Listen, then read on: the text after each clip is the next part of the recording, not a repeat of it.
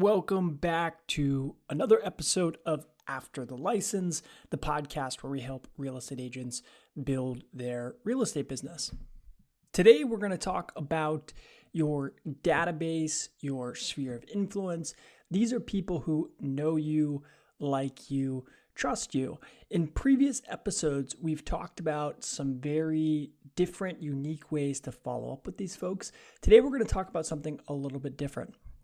Today, we're going to talk about the first step to just kind of collecting data about the people that know you, like you, and trust you. If you're brand new in real estate, you probably don't have a collection of this information. You might in different spots, but it's really helpful, especially if you're brand new, to collect all of these people's info and put it in one place. I always recommend like an Excel spreadsheet or a Google spreadsheet. Either one works. And start a brand new spreadsheet and just list out things like name, email, mailing address, phone number, and then start going through your phone, your email list, your holiday card list, and start pulling out people that know you, like you, trust you from all the different aspects of your life. These could be people that worked with you in a previous job. They can be people at your kids' schools, friends of yours, anyone who potentially knows you, likes you, trusts you. They know your name, they know your face. If you have some of their contact info, start to add it to this spreadsheet.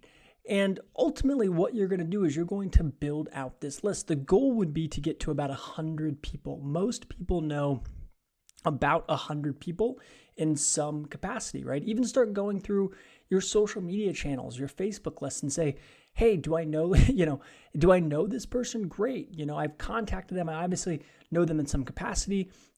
Go back and try and find that stuff, but try and get the list to about 100 people. This is a really good start for your database, for your list or your sphere list, and get them on a spreadsheet. And the reason why I said spreadsheet is it's really a customer relationship manager 1.0. You'll hear that term a lot in real estate as a CRM, a customer relationship manager. There's a ton of different tools out there that are available to you, but a spreadsheet is the easiest, and it's the most basic, and it's the easiest to use and kind of collect that data right off the bat.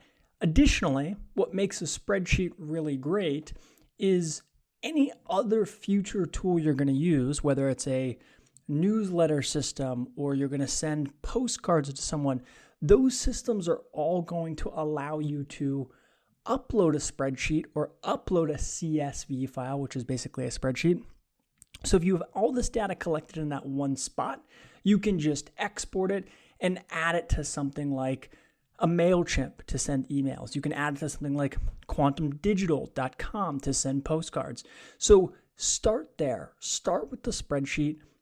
Go through your contacts on your phone, your different social media channels, your holiday card list, and start putting all the people that know you, like you, and trust you on that list. And then start reaching out to them, right? Tell them you're in real estate.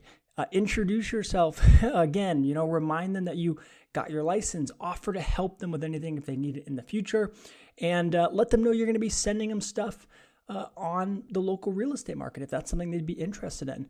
And if they say yes, try and get some more info from them, whether it's an email address if you don't have an email address and you only have a phone number, or a phone number if you only have an email address, and start to build out that info.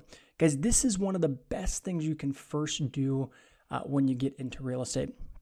And I can't tell you enough, talking to so many agents over the last several years, one of the biggest things people regret is not doing this soon enough, because the people that know you, like you, and trust you are ultimately going to be the people that refer you the most business, maybe not right away as you're brand new, but down the road. And that's only if you stay in front of them and kind of casually remind them that you're in the business. One of the things that people regret the most is if they don't do this right off the bat. And someone they know, their neighbor, their best friend, ends up buying or selling real estate and they don't use them for whatever reason. And people get upset, right? And a lot of that's on you, the agent, because you're not following up with these people. You're not providing value. You're not staying in touch with them. And the first step to that is kind of getting a list together and getting it organized and getting all the contact info in one spot, and then start to plan your follow-up from there. And we'll talk about that follow-up in future episodes, but that is a great first step for your database and for your sphere of influence. As always, guys, I hope this was helpful. Please like and subscribe. You can also check us out at afterthelicense.com. Thanks so much, and I'll talk to you soon.